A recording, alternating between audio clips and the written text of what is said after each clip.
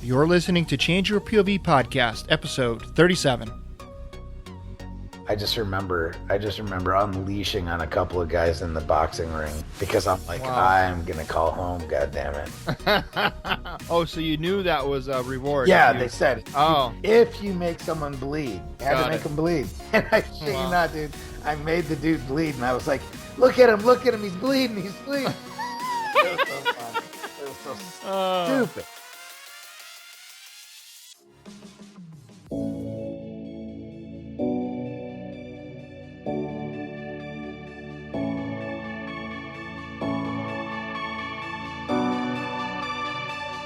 Welcome to Change Your POV podcast, helping you navigate transitions in your life, like entering and exiting college or the military, changing jobs or careers, and providing you with the coaching and mentorship needed to help you advance in your personal or professional life. Sometimes all you need is to change your point of view. Now, here's your host, Eddie Lazary.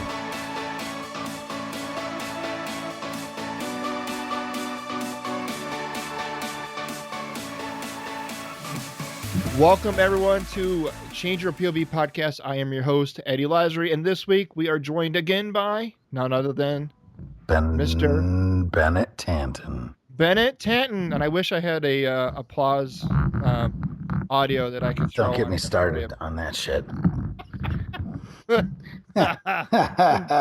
No, thank you. I'm good. You're all set? All right. No applause audio. However, I am very grateful that he's here. Thank you for joining us. This is the fourth part of a 4-part series for pre-military. And if you've missed out on the other 3, I encourage you to go back and check out episode 31. Can be found at changeyourpov.com/episode 31, where we talk about preparation, everything that you will need to prepare yourself to go off to boot camp and or basic training. The second part you can find at changeyourpov.com/episode 33. And that's where we talk about all things pre-military knowledge related. What do you need to know, or what should you know, or at least consider knowing before you head off to basic and AIT and boot camp. And then in episode 35 can be found at changeyourpov.com/35.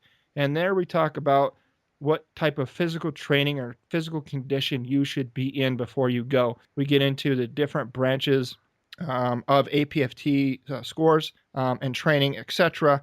And then tonight's episode is episode 37, of course, where we talk about expectations. We're going to talk about expectations heading off to your basic training and or boot camp, your AIT or advanced individual training, and then probably up to about 6 months to a year once you get to your permanent duty station and or what's called the fleet.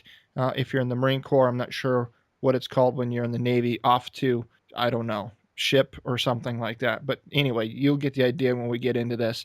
But before we get too deep into this discussion, I would first like to thank our sponsor, Audible.com. Audible.com has over 180,000 titles in their library, everything from documentary type audiobooks to educational books to fiction, nonfiction, thrillers, drama, you name it, they've got it. And they've got everything from really quick, 5-10 minute type training things all the way up to multi-hour, novels. I mean, they just got all kinds of stuff on there. One book that I highly recommend that I am starting to listen to now is Pat Flynn's new book, Will It Fly? And if you're not familiar with Pat Flynn or what he's all about, he basically takes an idea that you may have in starting your own business. And if you've got the question, I wonder if this would be a good idea. I wonder if it will fly. That's where the name of the book comes from. Pick up that book. It's an excellent book. It's a step-by-step, very actionable book. He makes it very, very clear and very actionable. There's a counterpart website that is that what they call it, a counterpart? Or yeah. Well, it's not a counterpart. Oh, crap. Yeah, you scared it right out of me. Yeah, it's the accompaniment website. Yeah, or something like that. Shit. You'll think of it. So it's a website that he's developed that goes along with the book. So you're not only getting the audio book, but you're going to be introduced to the actual website that you can go to, where they've got additional downloads, like worksheets, things like that. So it's an excellent book. I highly encourage you. It just came out, available on audible.com. There's just so many books. Oh, there is. I just got done listening to military veterans and creative careers, interviews with our nation's heroes. I actually was given that one on Audible, but I mean, I think you can buy it for, next to nothing on Audible. Right. But so you got to peruse. I think you've said that in the past, where you buy the cheap ones. There's so many that are cheap that you can just buy for like $2 or whatever and save your credits for the big ones. Yep, that's exactly what I do, and I use it every month. It's like $14 or whatever. Yeah, I do the $22 one. Oh, do you? So I do that gives you more credits. I do the 2-book one. It's $2. Oh, it's 2 credits. $2. Okay. So, and you could still save up to 6 credits, right? Correct. Yeah, and it's 1 credit per book. Yeah. So and that's why you got to kind of be judicious on which books you select. Right. So if you do not already have an audible.com account and you'd like to go check that out, better than that, if you would like a free 30-day trial, and a free audio download of your very own, where you can actually check out any one of those books for free, head on over to changeyourpov.com/free book, and you can get your free 30-day trial and a free audio download, and you can just pick up any book of your choice and start listening today. So now let's get right into this expectations. I'm lost. I'm confused. All right. So I'll just ask you, Bennett. So when you went off it was Marine Corps boot camp, right? Yep. Even though you ended up switching to the Army, you only went to Marine Corps boot camp. So when you talk to me about a little bit of your experience and more than just the experience, but was it what you expected when you went through that process, or was it different? It was exactly what I expected and so much more. Okay. No, I wouldn't say that. I mean, it was pretty intense. Obviously, the first evening. I mean, they set it up so you're feeling pain right from the beginning because you get there late, and they do that on purpose. So they're hitting you with sleep deprivation from the first day. At least that's how it was for me. And we're thinking this is all intentional, right? Yeah, absolutely. I mean, you pop out of the bus right onto those iconic yellow footprints. Oh, talk to us about those footprints. And it's literally like a scene straight out of like Full Metal Jacket. Yeah. And then you sit after that. So it's probably like 11 o'clock at night, I think. Mm. And you've been up all day because you got up early at MEPS or whatever and got on your flight and the whole thing and ate that wonderful Howard Johnson's food. At least that's how it was back in the day when I went in. It seemed like there was always a Howard Johnson's that they had you staying in, the military. And then we went in and did paperwork for like a while. But you're under this auspice because you have these drill instructors just wandering around like through those desks, so you're sitting at desks, filling out this paperwork. And they're just like eyeing you, like waiting for you to like look up or like make the wrong move so they can just like trounce you. Well, did they bring the wrath of God that early on, or did they kind of wait until you were through all that administrative stuff? They kind of waited through all that. But I mean, as soon as you got off the bus, they were all up in it. First like 30, 45 minutes. And then I calmed down a little bit. And he had like a Lance Corporal from like S1. So. My experience was very similar. We got off the bus. It was late, and I don't think we did a whole lot the first night. I don't even know where we ended up staying. I don't think it was in the actual barracks. But it was like the next morning we all loaded up. We were still in our civilian clothes.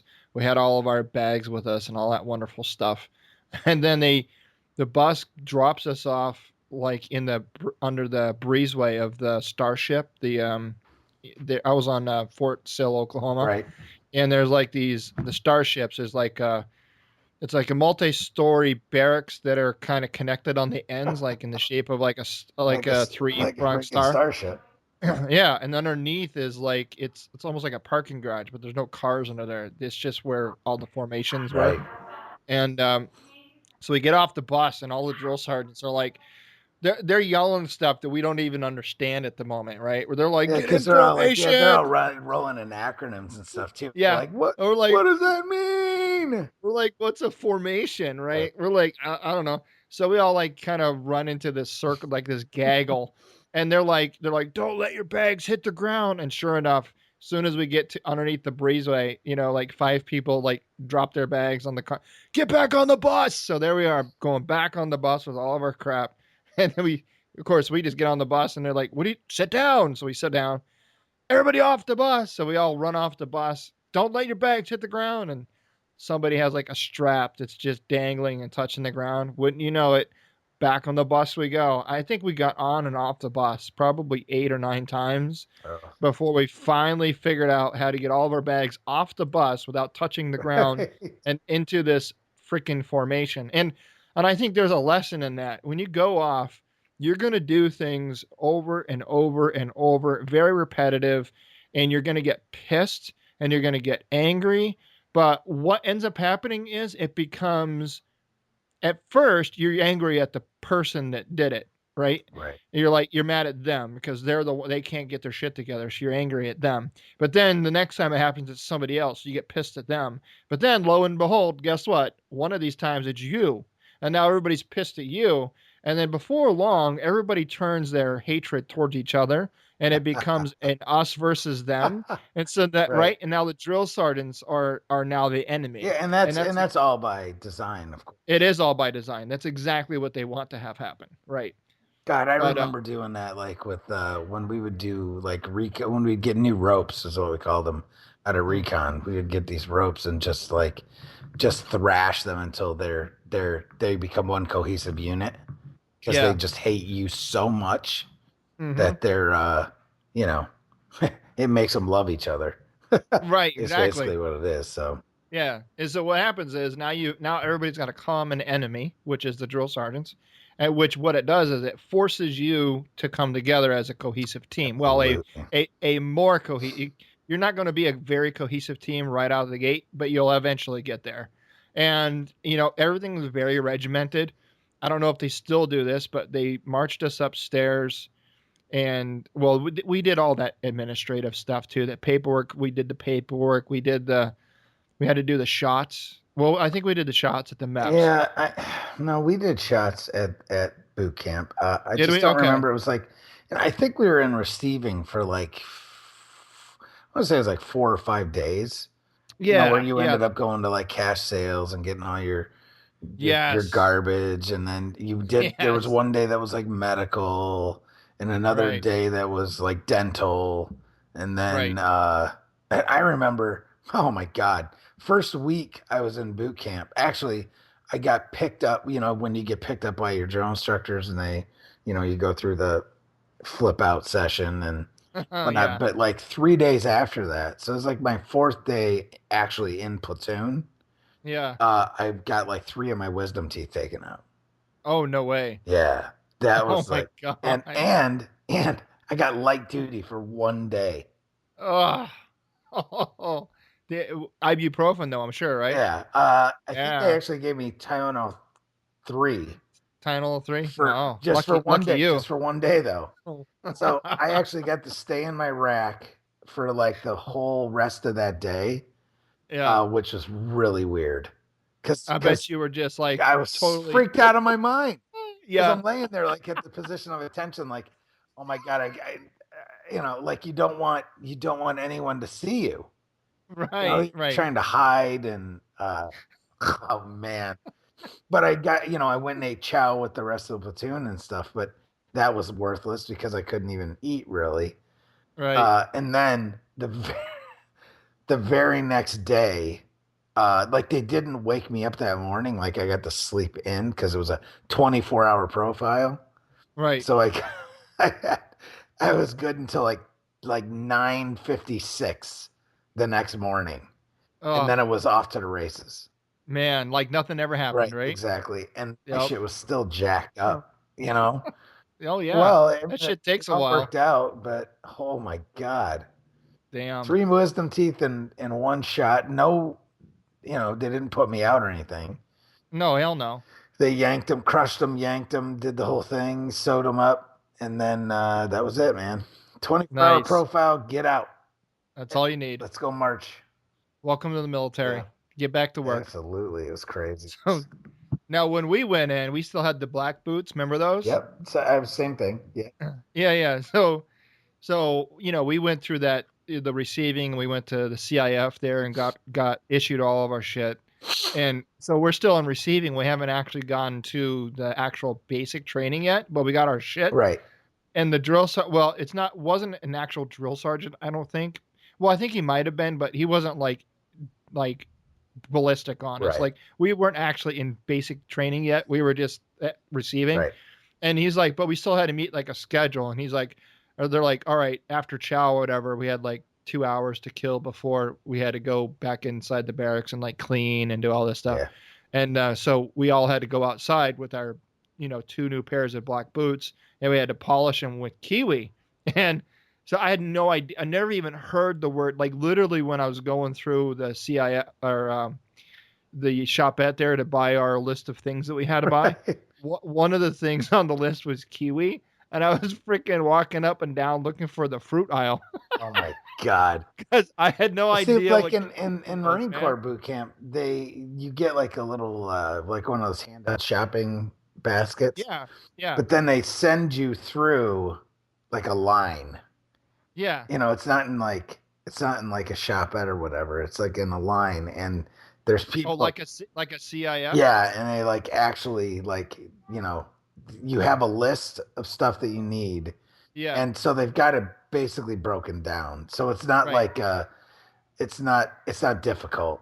It's not like you're in a shopette or whatever. You're actually just like, here's your shoe polish, here's your this, there's that. No. So you literally just pull it off, toothbrush, no, they marched all that stuff.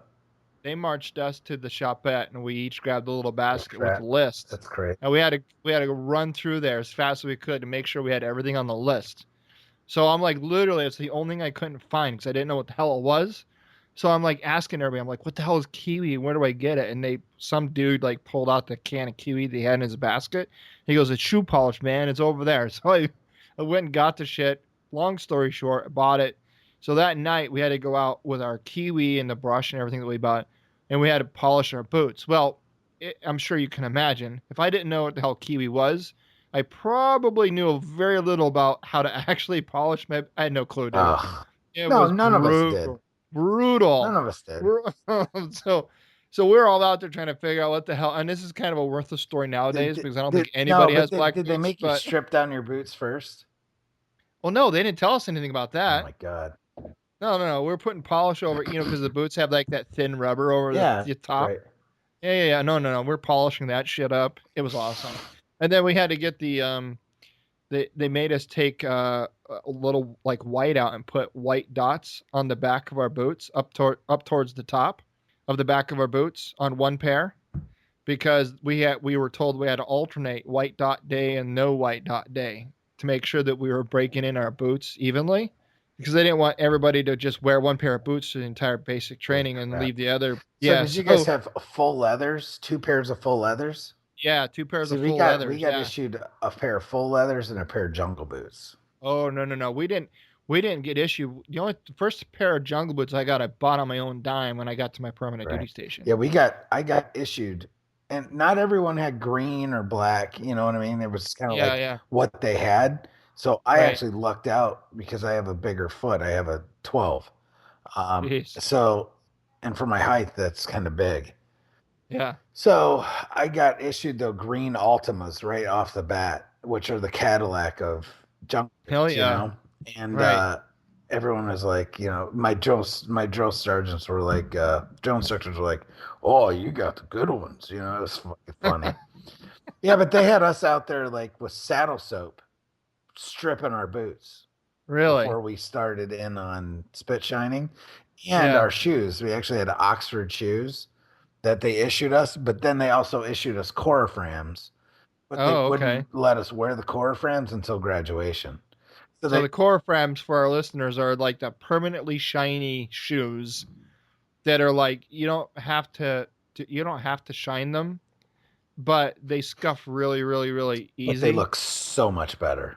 Oh, they do. They do. And what you do to maintain those or get the little buff marks out, you take a little bit of petroleum jelly, like Vaseline Or Pledge works good too. or Pledge, yep, and you just rub it on there really nice and smooth. But they still have core frames, um, but they've done away with the black shine boots Yeah, the things. black Now it's shiny all boots like, now. Right. yeah, now it's all suede or whatever the hell Right. they've got. But Which is crazy. So remember, like back in the day, like paratroopers could wear their bloused, their yeah, blouse boots with their yeah, Class A's.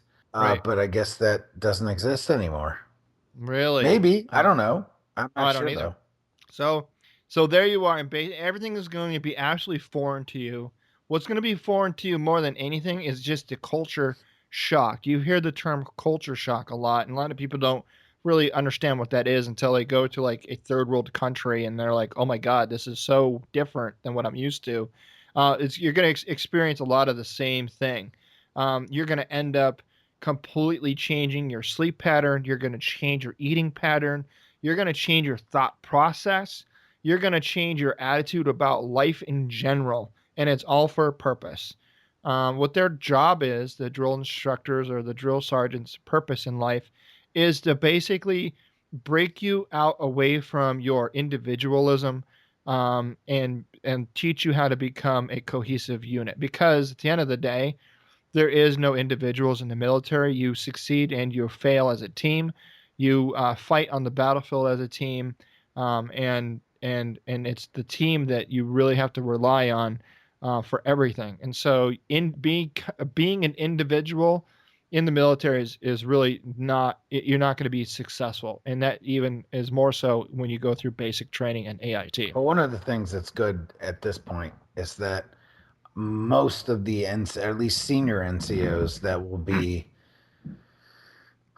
that are in the military at this point have seen combat. So right, that's at true. that turn, I learned the most, frankly, about teamwork from the Vietnam veterans that were still remnants of when I got in. I remember my first sergeant major in the fleet, Marine Force. My first sergeant major was he was a Vietnam vet. Wow. So, this is in 1993. Wow. So he had been in, quite a while. But, yeah, no kidding. He was a crusty old, sergeant major that had Vietnam written all over him. Wow. But, he was all about teamwork. So it's you learn, and then for the time when you've got guys that weren't really involved in conflict, teamwork, it's still an integral part, but it's not as driven home. I don't think you see it. It's always something that's there, but you don't see it working firsthand, where if you work as an individual, somebody gets killed. And you don't see that unless you're really in the shit. Yeah. So. And you're not going to have a whole lot of contact with the outside world. What I mean by that is you're not going to be able to use the phone whenever you want to. You're definitely not going to have your cell phone with you. Now, how many times did you get to call home? In basic training, it was I think it was once a week. I think it was on Sunday. Jesus Christ. And they lined us up, and literally they had somebody there. Is it like a payphone, the old school payphone? Yeah, old school payphone. Calling card. You had like calling card. And we had 2 minutes, and that was it. Yeah, shit. I actually got no phone calls. None. But I did because I earned them. You had to earn them. Right. And when did you go through boot camp? 96. All right, so not that far. You were going through boot camp when I was getting out of the Corps. So probably pretty much the same. And I remember I only got 2 phone calls in 13 weeks. And I had to earn them both. And both of them were because I made somebody bleed. And you earned it because you made him bleed? Correct. So one was in the Nice. boxing ring and the other one was in the pugil sticks. Hell yes. I was a violent motherfucker at that point. Wow. I just remember unleashing on a couple of guys in the boxing ring because I'm like, Wow. I'm gonna call home, god damn it. Oh, so you knew that was a reward. Yeah, they said if you make someone bleed, you had to make him bleed. And I shit you not, dude. I made the dude bleed, and I was like, look at him, he's bleeding. It was so funny. It was so stupid. That's awesome. Oh God.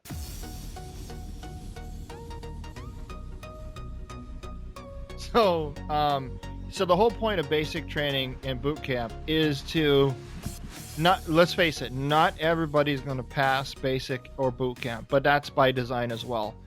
It's really the first chance the military has to really gauge who's going to make it and who isn't. And there's so many different things that could basically wash you out, from basic or boot. I mean, it's not, let's face it, as much as your heart may be in it, it's just not for everybody. It just isn't for everybody. And we were in receiving, and this isn't to make fun of anybody or to poke at anybody or anything, but literally we were receiving at basic training that first night, and it was a bay full of bunk beds that probably fit 30, 40 of us in. And that first night, you heard the lights were out, you didn't know who it was, but you heard a handful of, when I say grown men, all of 18, 19 years of age, crying, themselves to sleep, literally. And, because it's a huge wake up call. It's not for everybody. I didn't cry myself to sleep that night, but man, I sure laid there and stared at the ceiling and asked myself 1,000 times, what did I do? Like, I didn't want this. What the fuck did I do?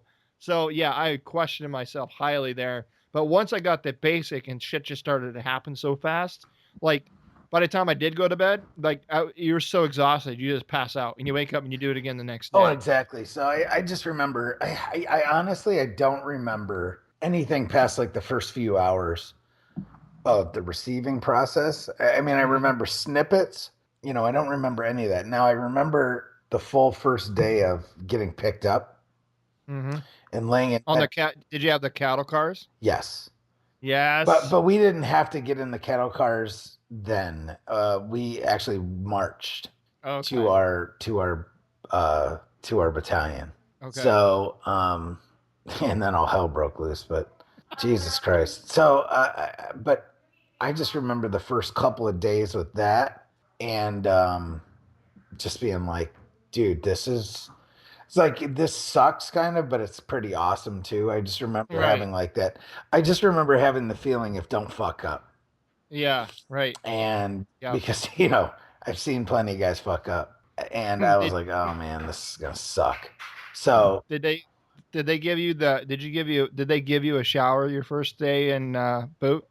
I don't really remember. Oh, so when we finally got out of receiving, we actually got to basic, the actual barracks where we were going to be living. The first order of business was for us to be given a shower. And I mean that very literally. We were marched upstairs into our bay and we were told to strip down naked and get into a line, and we had to stand heel to toe. Like, my God, dude. Yeah. Yeah. So we're standing there with our towel in one hand and we're standing heel to toe. So what that means is your toes are touching the heels of the guy in front of you, and the guy behind you's toes are touching your heels. So we were standing literally heel to toe. And as the line moved up, everybody shuffled forward. We had to maintain heel to toe. And then once it was our turn, then the drill sergeant there was like 3 drill sergeants, and they were standing in their wet weather gear, the galoshes and shit. And you had one drill sergeant that was like grabbing people and kind of guiding them over to the shower because the floor was wet and they didn't want anybody to slip and crack their head open, and passed them off to the next drill sergeant, which was standing in the shower. And he held your arms while the other drill sergeant like took a scrub brush and kind of did a once over with the soap and the scrub brush and then you run out and you go back to your bunk, dripping, soaking wet, and then you had to stand there basically with your towel on, dripping, soaking wet until everybody was done with their shower. And then once everybody was done with their shower, they went back to the foot of their bunk. And by this time, the floor was completely soaking wet. The whole bay was soaked. Wow. And the drill sergeant says, you've got 10 minutes to be in full PT gear, downstairs in formation, and there better not be a drop of water on the floor. Go. Holy crap. So we didn't use our towels to dry ourselves off. We used the towels to basically mop up all the water on the floor while we got into our PTs dripping, soaking wet.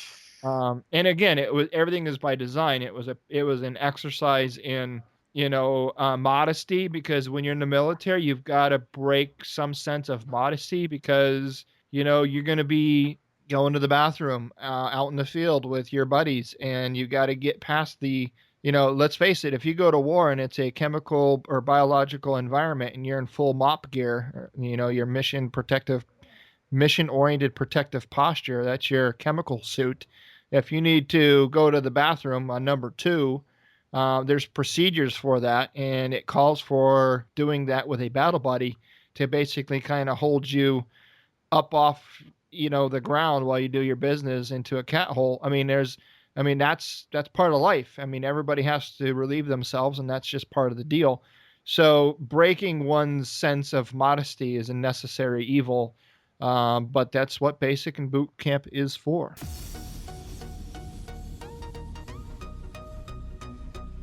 But so then we get into, fast forward a little bit. So you finish basic training, you go to advanced individual training. Depending on what your MOS, your military occupational specialty is, your basic training may not be at the same place your boot camp or your basic was. You may end up having to fly to wherever your AIT is. Luckily, my AIT was in the same place. It was in a different starship, so I had to pack up all my stuff and move down to a new starship. But It was the same fob. It was the same fob. It was the same base. Some people had to pack up and go to Fort Jackson for their AIT, or and one guy was an actual linguist, and he had to go to, I think the language schools is down there around Delaware somewhere in the DC area. Something like that, right? Yeah, and so depending on what your job is, your military occupational specialty, your AIT may vary in length. Your basic training or your boot camp is going to be pretty much the same length for everybody. So I don't know how long it is in the Marine Corps. I think it's 13 weeks. Army. Okay, so I think it's the same in the Army, and it's probably the same for the other branches. But I think with the Army it's 8, but they consider AIT part of. Oh, they do? Yeah, so I think it's technically 8. And then so you go to your AIT, and that's where it lightens up a little bit. You still have drill instructors or drill sergeants that kind of lead that, but they're drill sergeants that are specific to that skill. So they are what you are going to be. So when I was learning to be a forward observer, my drill sergeants were forward observers, and they were teaching us how to do our jobs. And so the yelling and screaming piece kind of died a little bit, and it was more classroom, learn your job kind of a thing. However, they still had rules, and in part of the rules was no smoking or dipping or chewing, and some guys ended up going to the PX and buying some dip, I think, and they hit it like in the overhead ceiling, in the drop down ceiling above the beds, which, oh, by the way, your drill instructors know every little hiding place known to man. So if you think you're going to buy something and hide it somewhere, you're not that clever. Let's just say that somebody's already hid some shit wherever you're going to hide it.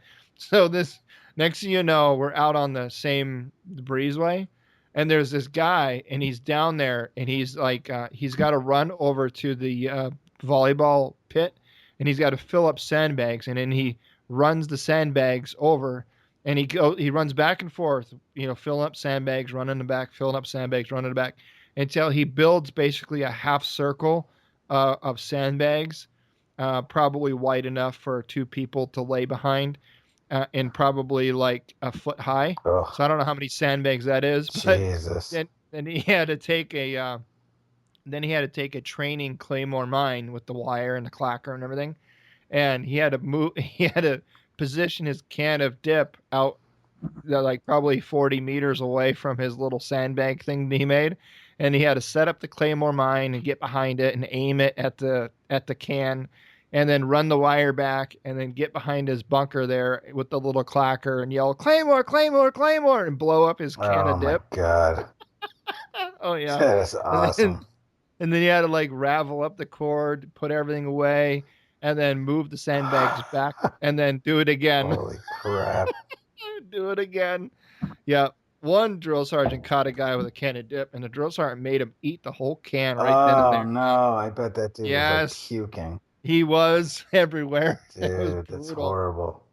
It was awesome. Ugh. Oh, so it was like a Sunday. It was AIT. It was a Sunday. And on Sunday, when we were in AIT, we had the privilege of either going to church or staying back at the barracks and cleaning the barracks.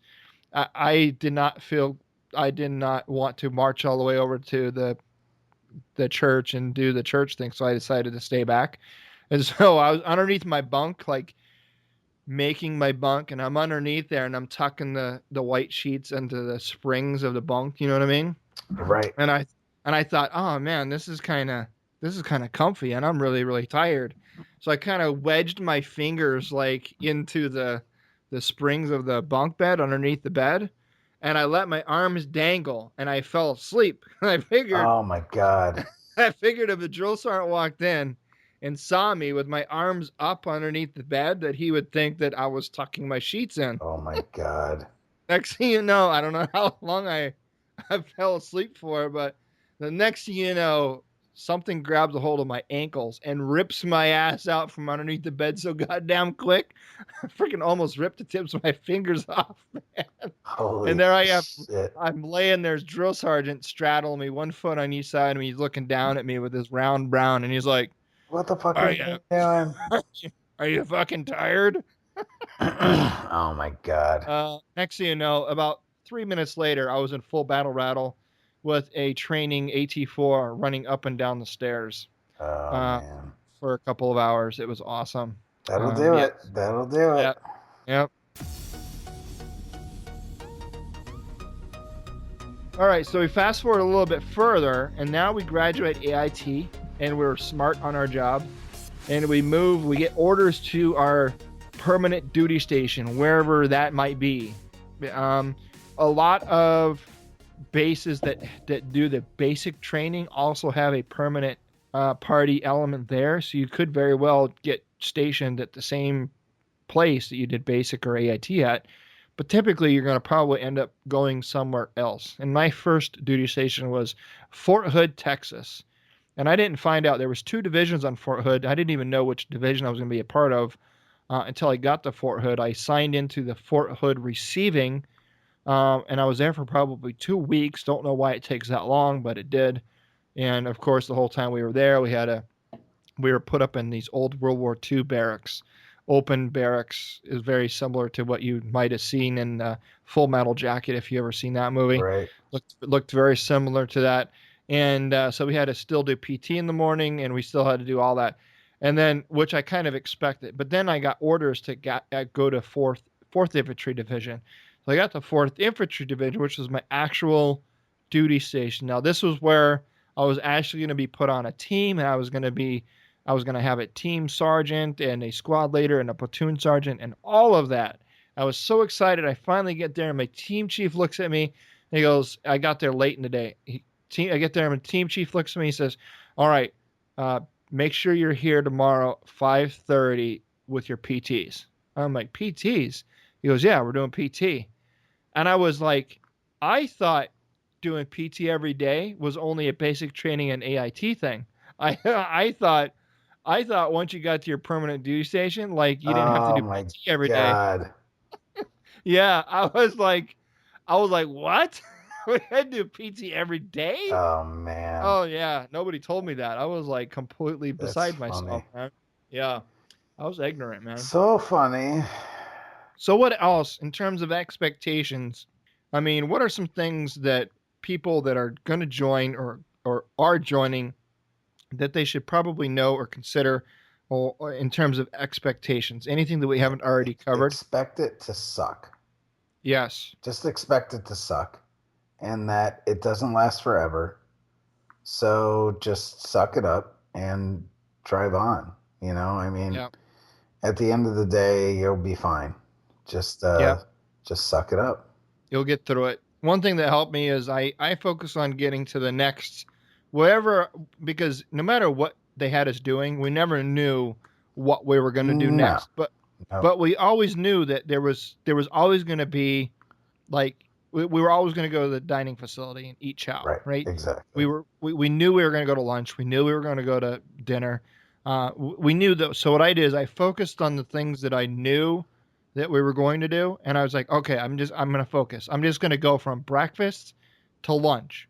And that's it. I'm just going to focus on lunch. I don't really give a shit what we do as long as I can get to lunch.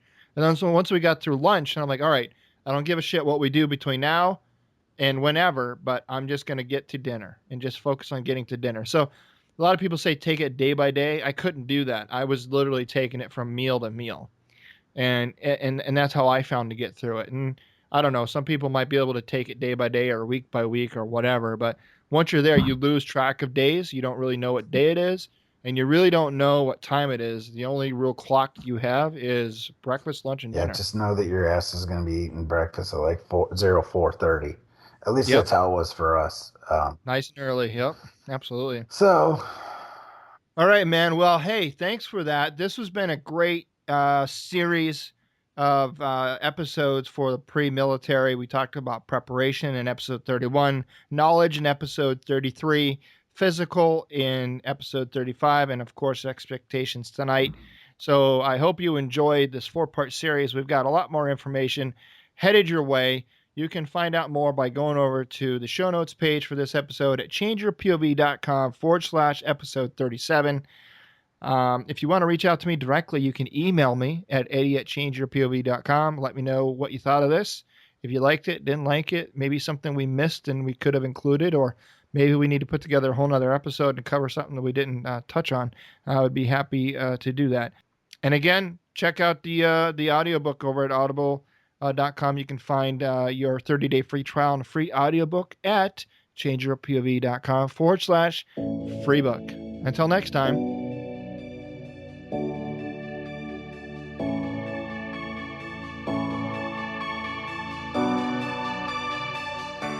Thanks for listening to Change Your POV podcast with Eddie Lazary. Check out more content by going to changeyourpov.com. And remember, your ability and willingness to change your point of view will open doors of opportunity.